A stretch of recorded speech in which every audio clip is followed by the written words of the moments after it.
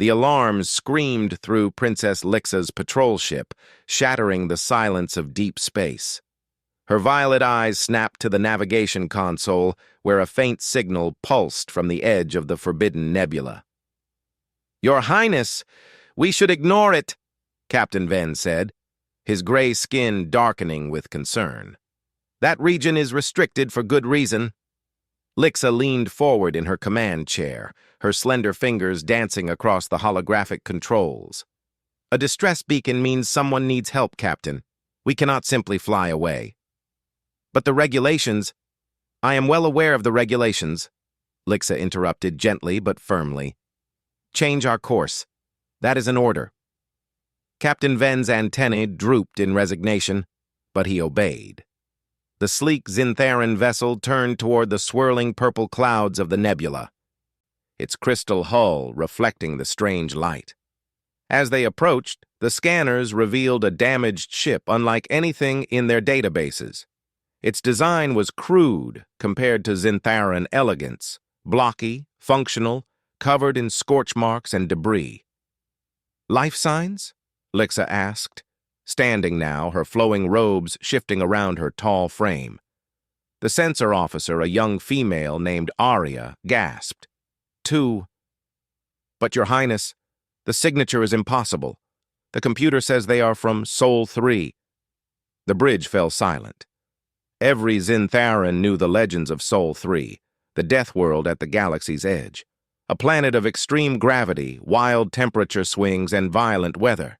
The stories said its inhabitants were nearly indestructible, capable of surviving conditions that would kill any civilized being. "That cannot be correct," Captain Ven whispered. "Humans are just myths, stories to frighten children." "Myths do not send distress signals," Lixa said, her heart beating faster. "Prepare a boarding team. I am going over there." "Absolutely not. Your Highness, if they truly are—" "Then they need help even more." Lixa's voice carried the royal authority she rarely used. "They are stranded and dying. I will not abandon them based on old stories." 10 minutes later, Lixa floated through the airlock into the wrecked ship, her environment suit protecting her from the freezing air. Emergency lights flickered weakly, casting dancing shadows on the walls. The ship groaned and creaked, clearly falling apart. She followed her scanner deeper into the vessel, past corridors filled with strange markings in an unknown language. Finally, she reached a small chamber where a large pod sat against the wall, frost covering its surface. Through the transparent panel, she saw them. Two small figures huddled together inside, wrapped in thin thermal blankets. Children. The boy looked about 10 cycles old, his brown hair matted with sweat despite the cold. He held his younger sister protectively, her small face pressed against his shoulder. The girl appeared 7 cycles, clutching a damaged electronic pad to her chest even in sleep. The pod's life support system blinked red. Failing. "I found them," Lixa transmitted to her ship. "Prepare the medical bay. They are children, and they are freezing." "Children?" Captain Ven's voice crackled with disbelief. "Humans have children?" "Of course they do," Lixa muttered, working quickly to override the pod's lock. "They are not monsters." "Captain, they are people!" The pod hissed open, releasing a cloud of frozen air. The boy's eyes snapped open immediately, bright blue and alert despite his obvious exhaustion. He saw Lixa's alien face and scrambled backward, pulling his sister behind him. "No, no," Lixa said softly, raising her hands to show she meant no harm. "I am here to help. Your ship is dying. You are dying. Please let me save you." The boy did not understand her words, but he understood her tone. He looked at her outstretched hand, then at his sister who was shivering violently, her lips turning blue. Lixa slowly removed her outer robe and held it out to them. "Warmth," she said, wrapping it around the girl despite the boy's defensive posture. "Safety. Help." The girl opened her eyes weakly and looked at Lixa. For a moment, their gazes met. Then the child leaned into the warmth of the robe. The boy's resistance crumbled. Tears filled his eyes as he nodded and took Lixa's hand. His grip was surprisingly strong for someone so small. Lixa lifted the girl carefully, shocked by how light she was despite coming from a high-gravity world. The boy stayed close, never releasing her hand as they made their way back through the dying ship. On the patrol vessel, the crew stared in amazement and fear as Lixa carried the children through the airlock. The humans were smaller than expected, more fragile-looking, but there was something fierce in the boy's protective stance. "Medical bay now," Lixa ordered, ignoring the whispers that followed her. The healer, an elderly Zintharan named Melos, approached cautiously. "Your Highness, I have never treated a human before. Their biology is unknown to me." "Then learn quickly," Lixa said. "They are cold and exhausted. Start with warmth, water, and food. Use common sense." As Melos worked, the boy watched every movement with suspicious eyes. But when the healer offered him a cup of warm liquid, he accepted it carefully and tested it first before giving some to his sister. The girl sipped the drink and whispered something in their strange language. The boy responded softly, stroking her hair. "They are communicating," Arya observed from the doorway. "They seem normal, not like the legends at all." "The legends were wrong," Lixa said quietly, watching the children with growing protectiveness. "They are just children who needed help." Captain Venn approached with a worried expression. "Your Highness, what will the Queen say when we arrive at the palace with humans aboard?" Lixa looked at the boy, who had finally relaxed enough to close his eyes while holding his sister's hand. "We will find out soon enough, Captain. Set course for home." As the ship turned toward the Zintharan capital world, Lixa sat beside the children. The boy sensed her presence and, without opening his eyes, reached out and grasped her hand alongside his sister's. In that moment, Lixa felt the weight of something far greater than a simple rescue. These children were important. She did not know how or why, but every instinct told her that finding them would change everything. The stars blurred past the viewport as they raced toward a destiny none of them could yet imagine. The royal palace of Zinthara rose from the crystal plains like a mountain of light. Its towers stretched toward the purple sky, each one carved from a single piece of luminescent stone that glowed softly in the eternal twilight of the capital world. Princess Lixa's ship descended toward the grand landing platform where the Queen's guard stood in formation. Word of her unusual passengers had traveled fast. "Stay close to me," Lixa said to the children, though she knew they could not understand. The boy, Marcus, nodded anyway. He had learned to read her tone over the journey. His sister, Sophia, clutched Lixa's robe with one hand and her damaged data pad with the other. The ship's ramp lowered, and Lixa stepped out with the children. Gasps echoed across the platform. Zintharan nobles and guards alike stepped backward, their antennae trembling with fear and curiosity. Captain Venn spoke loudly. "Make way for Princess Lixa and her guests." They walked through corridors of impossible beauty. Marcus's eyes widened at the floating gardens and streams of water that defied gravity. Sophia pressed closer to Lixa, overwhelmed by the strangeness of everything.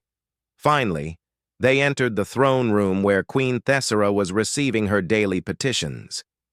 The ancient ruler sat upon a throne of twisted crystal, her silver robes flowing around her like liquid metal. She was old by Zintharan standards, nearly 300 cycles, but her mind remained sharp. "Mother," Lixa called out, her voice echoing in the vast chamber. "I bring refugees who require our protection." The Queen looked up from the holographic report she was reviewing. Her eyes found Lixa first, then moved to the small figures beside her. The moment her gaze fell upon the children, Her expression transformed completely. The hologram flickered and died. Queen Thessera rose slowly from her throne, her hand trembling as it reached toward them. Then, to the absolute shock of everyone present, the queen of the Zinthara Empire dropped to her knees. "The firstborn of Earth," she whispered, her voice filled with awe and something like fear. "The prophecy begins." The entire court erupted in chaos. Nobles shouted questions. Guards moved forward uncertainly. Several advisors began arguing about ancient texts and protocols. "Silence!" Queen Thessera's command cut through the noise like a blade. The room fell quiet instantly. "These children are honored guests of the Empire. They will be given quarters in the royal wing. Anyone who harms or threatens them will answer to me personally." She stood and approached slowly, kneeling again to be at eye level with the children. Marcus stepped protectively in front of Sophia, but the queen only smiled sadly. "Brave child," she said softly. "You have protected her well, but you are safe now. Both of you." Though Marcus could not understand the words, he understood the gentleness in her voice. Slowly, his defensive posture relaxed. "Lixa," the queen said, rising, "take them to the Eastern Tower. Ensure they have everything they need. I will join you shortly." An hour later, Marcus and Sophia sat in a room larger than their entire living quarters on the colony ship. Soft cushions covered the floor, and a window showed the crystal gardens below.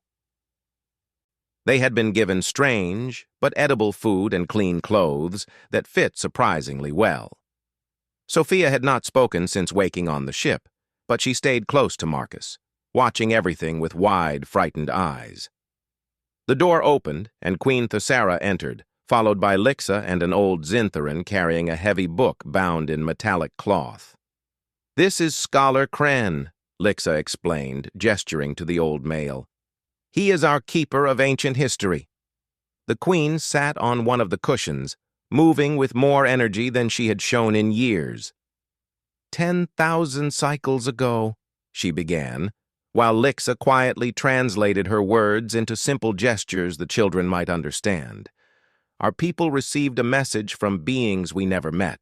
They called themselves the Watchers. They told us of a world called Earth, a death world where life struggled against impossible odds and became stronger for it." Scholar Kren opened the ancient book, showing pages covered in faded text and illustrations. One image showed a blue and green planet. Marcus leaned forward, pointing at it with excitement. He recognized it. "The Watchers gave us a prophecy," the queen continued. "They said that one day, when the Zinthara Empire faced its darkest hour, children from Earth would come seeking shelter, and whoever gave them sanctuary would forge an alliance that would save both peoples." Lixa watched the children carefully. "Mother, what is this darkness you speak of? Why have you never mentioned this prophecy before?" Queen Thessera's expression grew heavy with worry. "Because I hoped I was wrong, but our empire is dying, Lixa. For 50 cycles, our colonies have been failing. Resources disappear. Birth rates decline. Entire settlements go silent without explanation. We have hidden it well, but the truth is that we are slowly fading." She looked at the children with desperate hope. "The prophecy says humans possess something we lack: the ability to adapt, to survive against all odds. Together, our peoples can face what is coming." Marcus listened to the tone of the conversation, sensing the seriousness. He looked at Sophia, then carefully set down the cup he was holding. He pointed to himself and his sister, then to the queen, and placed his hands together in a gesture of unity. Lixa's eyes widened. "He understands. Somehow he knows what you are saying." Before the queen could respond, Sophia suddenly spoke. Her voice was barely a whisper, rough from disuse. "Monster!" Everyone froze. It was the first word she had spoken since the rescue. "What did she say?" Queen Thessera asked urgently. Marcus wrapped his arm around his sister as she began to shake. She repeated the word, louder this time, pointing at her data pad. "Monster! Monster followed us!" Lixa knelt beside the girl and gently took the damaged pad. "May I see?" Sophia hesitated, then released it. Lixa activated the device, and Scholar Kren helped her access its memory files. What they saw made everyone's blood run cold. The screen showed surveillance footage from a human colony, families working in fields under a yellow sun, children playing near strange buildings. Then the sky darkened as something massive descended, a ship unlike anything the Xintharans had ever seen. It was not built. It looked grown, like a machine made of metal and darkness combined.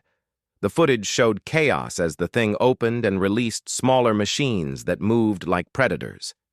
They did not destroy randomly. They studied, cataloged, and consumed everything methodically. Marcus spoke then, his young voice trembling. He pointed at the screen and said a word in his language, then tried it in broken Xintharan. "Harvesters." The Queen's face went pale. "They came for your people?" Marcus nodded. He made a gesture of explosion, then pointed to himself and Sophia. "Run! We run! They follow!" Sophia looked up at the Queen with tears streaming down her face. In halting words, she said, "They followed us. Here." At that exact moment, an aide burst into the room, his face panicked. "Your Majesty! The outer colonies! We have lost all contact with 3 settlements. Communication cut off exactly 1 hour ago." Queen Thessara stood slowly, her worst fears confirmed. She looked at the children, then at Lixa. "The darkness has arrived, and it seems these children did not bring us salvation. They brought us a warning." Marcus shook his head urgently. He pointed to himself and the Queen, then clasped his hands together again. "Together," he said in careful Xintharan. "Fight together." The Queen studied the brave boy who had lost everything, but still offered to stand with them. "Yes, child," she said softly. "Together. That is what the prophecy meant all along." She turned to her advisors. "Summon the War Council. We have much to prepare, and very little time." 3 days had passed since the outer colonies went silent. The royal palace buzzed with activity as military commanders prepared defenses against an enemy they did not understand. But in the eastern tower, a different kind of preparation was taking place. Princess Lixa sat cross-legged on the floor with Marcus and Sophia, pointing at objects and speaking their names in Xintharan. The boy repeated each word carefully, his young mind absorbing the language with impressive speed. Sophia watched quietly, still reluctant to speak, but her eyes showed she was listening to everything. "Water," Lixa said, holding up a glass. "Water," Marcus repeated, then said something in his own language and pointed at Lixa. "You?" Lixa smiled. "Lixa. My name is Lixa." "Lixa," Marcus said, then pointed to himself. "Marcus," he gestured to his sister. "Sophia." It was the first time Lixa had heard their actual names. "Marcus and Sophia," she repeated warmly. "Beautiful names." The door opened, and Scholar Kren entered with several younger linguists carrying recording devices. "Princess, the Queen has requested we document everything. The children's language, their knowledge, anything that might help us understand the threat." Marcus tensed at the sudden crowd, but Lixa placed a reassuring hand on his shoulder. "It is all right. They are friends. They want to learn, just as we are learning." Over the next hour, the linguists worked carefully, showing images and recording the human words for each one. Marcus participated willingly, seeming to understand their urgency. Sophia remained silent, but she watched everything with her sharp, observant eyes.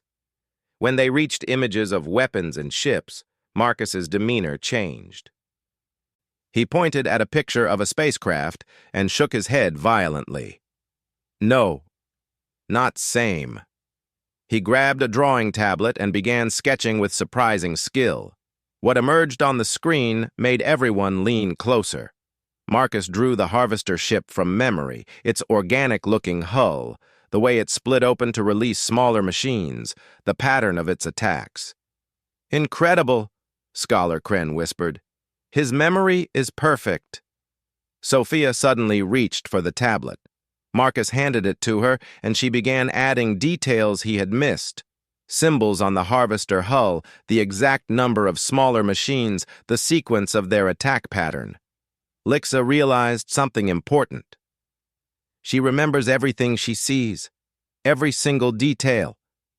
Scholar Kren's antennae quivered with excitement. "A photographic memory. Your Majesty must see this immediately." In the war room, Queen Thesara stood before a holographic map showing Zintharan space.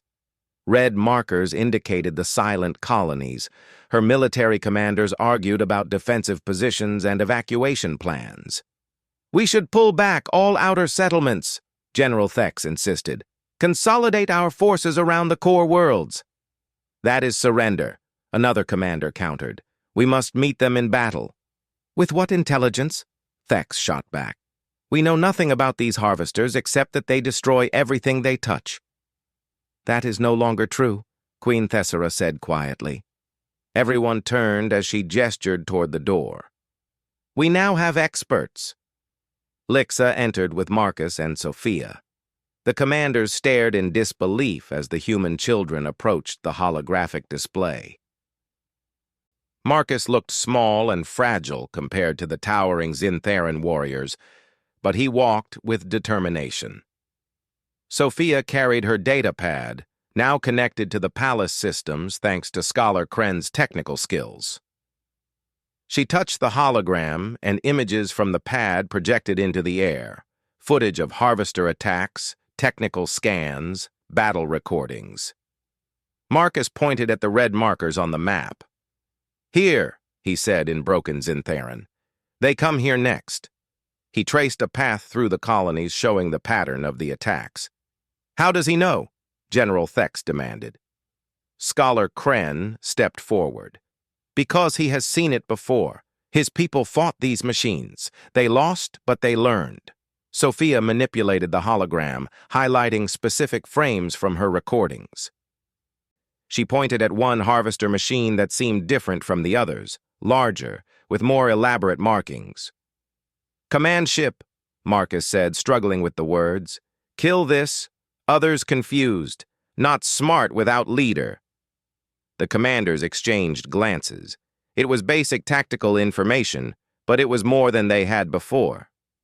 "Show us how they fight," Queen Thesara commanded gently. For the next hour, the children shared everything they knew. Marcus demonstrated the harvesters' attack patterns using small objects on a table. Sophia pulled up scan data showing weak points in their armor, information the human colony had died discovering. "Your people were brave," Lixa said softly, watching Sophia's hands shake as she displayed images of the destroyed colony. The girl looked up at her with haunted eyes. "Parents. Scientists. They study monsters, find weakness, send me and Marcus away before—" She could not finish the sentence. Marcus wrapped his arm around his sister. "They save us, so we can help others. We not let them die for nothing." Queen Thesara knelt before the children, her ancient eyes filled with respect. "Your parents were heroes, and you honor them by standing with us now." A sudden alarm blared through the palace. An aide rushed into the war room, his face pale. "Your Majesty! Long-range sensors have detected multiple objects entering our space. They match the profile the children described." The room erupted in controlled chaos as commanders rushed to their positions. Marcus grabbed Lixa's hand, his young face frightened but resolute. "How long do we have?" the Queen asked. 2 days, maybe less. They are moving faster than any ship we have seen." Queen Thesara stood tall despite the fear in her heart. "Then we use the time we have. General Thex, implement the defensive positions the children suggested. Scholar Kren, transmit everything we have learned to all fleet commanders. She looked at Lixa. And send a message to Earth. Tell them we have their children and we need their help. Mother, Earth is weeks away even at maximum speed, Lixa protested. They cannot arrive in time. I know, the Queen said quietly. But if we fall, someone must warn them, and someone must ensure these children return home. Marcus shook his head firmly. No, we stay. We fight with you. You are children, General Thex said gruffly, but there was admiration in his voice. This is not your battle. Sophia spoke up, her voice stronger than before. They killed our home. They killed our parents. Is our battle too? Before anyone could argue further, alarms blared again. This time, the aide's voice shook with panic. Your Majesty, it is not just the outer colonies. A Harvester scout ship has appeared near the Royal Moon. It is scanning our defenses. Everyone rushed to the observation deck. Through the massive windows, they could see it. A dark shape moving against the stars, exactly as Marcus had drawn it. The ship pulsed with an eerie light as it circled the moon, studying them.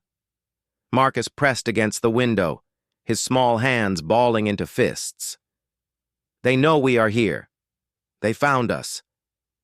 The scout ship suddenly changed course, turning directly toward the palace. It accelerated, growing larger in the window. Battle stations, General Thex roared. Protect the palace!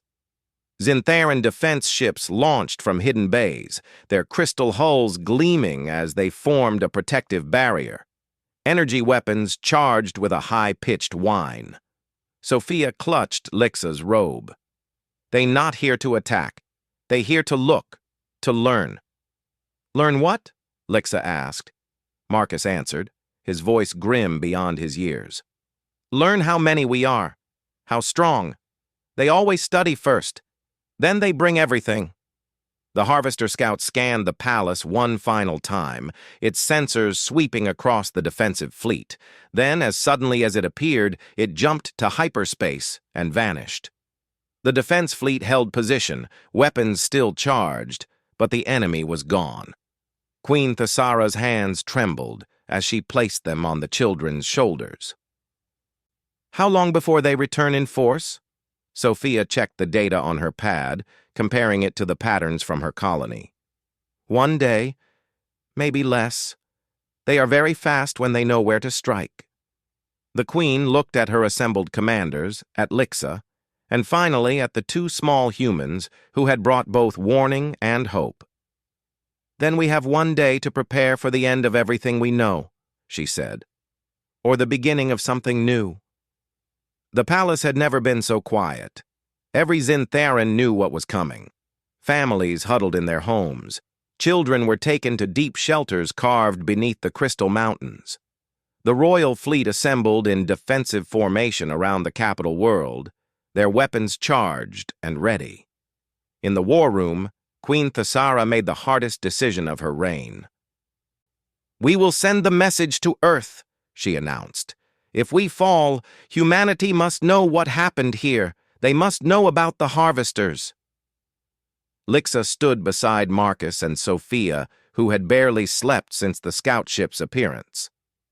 The children looked exhausted, but they refused to leave the command center.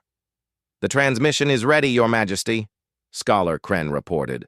We have included all the data the children provided, along with their location and status. Send it, the Queen commanded. All frequencies, maximum power, Earth must receive it. As the message launched into space, traveling toward the distant yellow star, an alarm suddenly blared. Every screen in the war room lit up with the same terrible image. They had arrived. Dozens of Harvester ships emerged from hyperspace at the edge of the system. They moved in perfect formation, like a swarm of mechanical insects. The largest one, the command ship Sophia had identified, hung at the center, twice the size of any Zintharan vessel. All ships, battle positions, General Thex commanded through the fleet communication system. Hold the line. Protect the homeworld. Marcus climbed onto a chair to see the tactical display better. His small hands pressed against the holographic controls, and surprisingly, the ancient Xintharan system responded to him. He began marking positions on the map, showing where the harvesters would strike first. There, and there, he said, pointing rapidly. They always split into 3 groups, surround and crush. General Thek studied the boy's predictions, then made a decision. All commanders, reposition according to the human child's pattern. Prepare for a 3-pronged assault. You trust a child, one commander questioned. I trust someone who has faced them before and survived, Thex replied firmly. The Xintharan fleet reorganized just as the harvesters began their approach. Exactly as Marcus predicted, they split into 3 groups, attempting to surround the defenders. But this time, the Xintharans were ready. Fire! Thex commanded. Energy beams lanced through space, striking the harvester ships. Several smaller machines exploded in brilliant flashes. The Xintharan defenders cheered, but their celebration was short-lived. The harvesters adapted instantly. Their hull plating shifted and changed, becoming resistant to the energy weapons. They returned fire with brutal efficiency, destroying 2 Xintharan cruisers in seconds. They learned too fast, Lixa whispered in horror. Sophia tugged on her robe and pointed at the datapad. On the screen was a recording from the human colony's final battle. Change weapons. Keep changing. They cannot adapt if you never use same thing twice. Queen Thessera understood immediately. All ships. Rotate weapon types. Energy weapons, then missiles, then kinetic rounds. Never give them the same attack twice. The fleet adapted, switching between different weapons constantly. The harvesters' advantage diminished as they struggled to defend against the unpredictable assault. More machine ships fell, but the Xintharans were losing vessels too. The battle was brutal and costly. Then everything changed. A new signal appeared on the scanners, a ship emerging from hyperspace behind the harvester fleet. But this one was different. Its design was rough, aggressive, and unmistakably human. Incoming transmission, the communications officer announced. Audio only, unknown language. Sophia's eyes widened. She grabbed the communicator and spoke rapidly in her own language. A voice responded, and tears streamed down her face as she recognized the sounds of home. What is happening? Queen Thessera asked urgently. Marcus was crying too, but he was also smiling. Earth! Earth ships coming! The lone vessel opened fire on the harvesters with weapons the Xintharans had never seen. Explosive missiles that detonated in chains, electromagnetic pulses that disabled machine systems, and rapid-fire kinetic weapons that punched through armor. This is Commander Jang of the Earth Defense Vessel Defiant. A voice spoke through the translator. Scholar Kren quickly calibrated. We received your distress call. Reinforcements are 12 hours out, but we could not wait. Where are the children? Sophia spoke into the communicator, her voice shaking with emotion. The response from Commander Zhang was immediate and filled with relief. They are alive and well, Scholar Kren translated for the Queen. The commander says Earth will not forget this kindness. Tell them we need their help now, Lixa said urgently. We cannot hold much longer. The human ship dove into the battle with reckless courage, drawing fire from multiple harvesters to protect damaged Xintharan vessels. Its tactics were chaotic and unpredictable, exactly what the logical harvester machines could not anticipate. They fight like madness, General Thex observed with growing respect. No pattern, no formation, just pure aggression. That is how humans survive, Marcus said proudly. Never give up, never predictable. The combined human Xintharan fleet fought desperately, but the Harvester command ship had not yet engaged. It hung back, observing, learning from every exchange. Then catastrophe struck. High Chancellor Morvex, who had been suspiciously quiet during the battle, suddenly appeared on every screen in the war room. His face was twisted with fear and determination. Forgive me, Your Majesty, he said. but I have found another way. Before anyone could stop him, Morvex transmitted coordinates directly to the Harvester command ship, the exact location of the royal palace and the children. "What have you done?" Queen Thessera screamed. "I have offered them what they want," Morvex shouted back. "They promise to spare our world if we give them the human children. They want to study humanity. It is the only way to save our people." Lixa pulled Marcus and Sophia close as guards rushed to find Morvex. But the damage was done. The Harvester command ship changed course, heading directly toward the palace. "He has betrayed us all," General Thex said in disbelief. Suddenly, Prince Kale burst into the war room, his uniform torn and bleeding from a wound on his shoulder. "Mother! Morvex tried to take the children by force. I stopped him, but he escaped to a shuttle. He is fleeing toward the Harvester fleet." The Queen's face hardened with fury and determination. "All palace defenses activate now! Protect the children at all costs!" The massive Harvester command ship broke through the orbital battle and descended toward the planet's surface. Smaller machines launched from its hull, heading straight for the palace. Marcus looked up at Lixa with frightened but brave eyes. "They want us because we are last survivors, last witnesses. If they take us, they learn everything about humans." Sophia gripped her datapad tightly. "We cannot let them. Our parents died to protect this information, to protect Earth."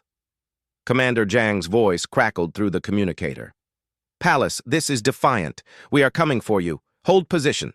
Reinforcements from Earth are arriving early. They pushed their engines beyond safety limits when they heard children were involved. 6 hours, not 12. "We may not have 6 hours," Lixa said, watching the harvesters descend like a dark storm. Queen Thessara placed her hands on the children's shoulders. "Then we hold for 6 hours. We protect these children as if they were our own, because in every way that matters, they are."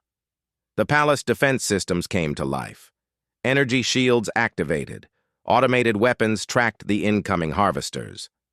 Zintheran guards took positions throughout the crystal towers, determined to defend their home. Prince Kale, despite his injury, stood beside Lixa with a weapon in hand. "I will not let them take the children. I was wrong to fear them. They are the bravest beings I have ever met." The first harvester machines crashed through the outer walls. The battle for the palace had begun. Marcus and Sophia held hands, standing between Lixa and the Queen, surrounded by warriors from two worlds united by a single purpose: to protect the innocent and defy the darkness together. Outside, more human ships began emerging from hyperspace, their weapons blazing. Earth had come to fight. The prophecy was unfolding. Not as anyone expected, but exactly as it was meant to be. The crystal walls of the palace shook as harvester machines tore through the outer defenses. Energy weapons blazed through the twilight sky, illuminating the capital in flashes of brilliant light. Zintheran guards fought desperately, but the machines kept coming, adapting to every tactic. In the central tower, Marcus and Sophia stood with Queen Thessara, Lixa, and Prince Kale. Through the massive windows, they could see the human ships engaging the Harvester command vessel in a fierce battle above the planet. "More Earth ships arriving!" a technician shouted. 20 vessels, 40, 60. They brought their entire defense fleet." Commander Zhang's voice crackled through the speakers. "Palace, we are going to hit that command ship with everything we have. But we need you to do something for us." "Name it," Queen Thessara replied. "The children said killing the command ship will confuse the others. We need confirmation. We need to know if we should risk everything on this one attack." All eyes turned to Sophia. The young girl looked at her datapad, reviewing the information her parents had died to collect. Her hands trembled, but her voice was steady. "Yes," she said clearly. "Command ship controls all others. Destroy it, they stop working together. They become confused. Easy to defeat." Marcus added, "But command ship strongest. Hardest to kill. Protected by everything. Then we make it possible to kill. Prince Kale said, standing tall despite the blood seeping through his bandages. "We give the humans an opening." Queen Thesara looked at her son with pride. "What do you propose?" "The palace defense cannon," Kale explained. "It was built to defend against planetary invasions. We have never used it because the power required would drain our entire city. But if we fire it at the command ship's shields, it might create a gap for the human weapons to penetrate." General Thex appeared on a communication screen, still directing the space battle. "Your Highness, using that cannon will leave the palace defenseless. The harvesters on the ground will breach the inner chambers. Then we hold them with our own hands if necessary," the Queen said firmly. "Charge the cannon, target the command ship." Lixa knelt beside the children. "Marcus, Sophia, we are going to move you to the deepest shelter. You will be safe there." "No," Marcus protested. "We stay with you. We help." Sophia gripped Lixa's hand.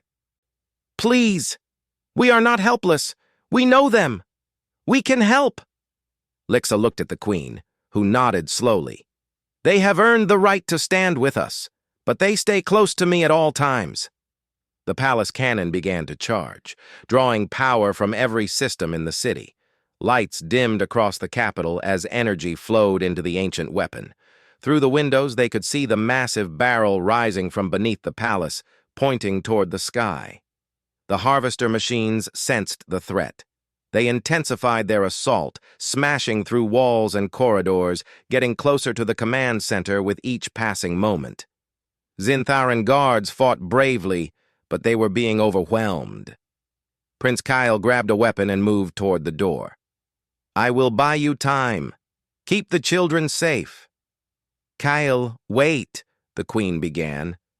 But her son was already gone, leading a group of warriors into the corridor. The sounds of battle grew louder. Energy blasts, explosions, and the terrible screeching of harvester machines filled the air. Sophia covered her ears, tears streaming down her face. Marcus held her close, whispering comfort in their language. "Cannon charged to 90%, the technician announced. 95, 100, ready to fire." "Commander Jang, prepare for the opening," Queen Thesara commanded. "Ready when you are, Your Majesty," the human commander responded. "All ships targeting the command vessel. We will not miss this chance." "Fire," the Queen ordered. The palace cannon unleashed a beam of pure energy that split the sky. It struck the harvester command ship's shields with such force that the entire planet shook. The shields flickered, weakened, and for just a moment, a gap appeared in their defense. "Now!" Commander Jang shouted. Every human ship fired simultaneously. Missiles, kinetic rounds, and energy weapons converged on the single weak point. The harvester command ship tried to adapt, tried to close the gap, but it was too late. The combined assault penetrated the hull and struck the ship's core. For a moment, nothing happened. Then the massive vessel erupted in an explosion that lit up the sky like a new sun. Instantly, the harvester machines everywhere stopped moving. Their coordinated assault fell apart. Ships in space drifted aimlessly. The machines in the palace corridors froze mid-attack, their systems confused and searching for commands that would never come. "It worked!" Lixa shouted, embracing the children. "Sophia, Marcus, it worked." The Zintharan and human fleets made quick work of the disorganized harvesters, destroying them one by one. Within an hour, the last machine ship had been eliminated. Prince Kyle returned to the command center, exhausted and wounded, but alive. He smiled at Sophia and Marcus. "You saved us all." But the celebration was short-lived. Guards dragged High Chancellor Morvex into the room in chains. His shuttle had been intercepted before reaching the harvester fleet. Queen Thesara looked at the traitor with cold disappointment. "You betrayed everything we stand for. Take him to the detention cells. We will decide his fate when our people are safe." As Morvex was led away, the Queen turned to the children and knelt before them. "Marcus, Sophia, your bravery has saved countless lives today. Both our peoples owe you everything. Commander Zhang's ship landed on the palace platform. The human commander entered the throne room, a tall woman with kind eyes and military bearing. When she saw Marcus and Sophia, she dropped to her knees and opened her arms. The children ran to her, crying and speaking rapidly in their own language. Zhang held them tightly, tears streaming down her face. "Thank you," she said to Queen Thessara. "Thank you for protecting them, for treating them as your own." "They are remarkable children," the queen replied. "They have taught us much about courage and hope." Over the following days, as repairs began and the dead were honored, a new alliance took shape. Human engineers worked alongside Zintharan scientists. Soldiers from both species trained together, sharing tactics and knowledge. Marcus and Sophia faced the hardest choice of their young lives. Commander Zhang could take them back to Earth, to human colonies where they would be among their own kind. But they had also formed deep bonds with their Zintharan family. In the crystal gardens where Sophia had found peace, the children sat with Lixa and the queen. "What do you want?" Lixa asked gently. "Where do you wish to go?" Marcus and Sophia looked at each other, communicating in the silent way siblings do.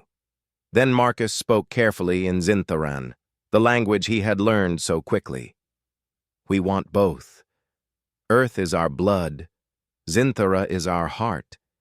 Can we belong to both worlds?"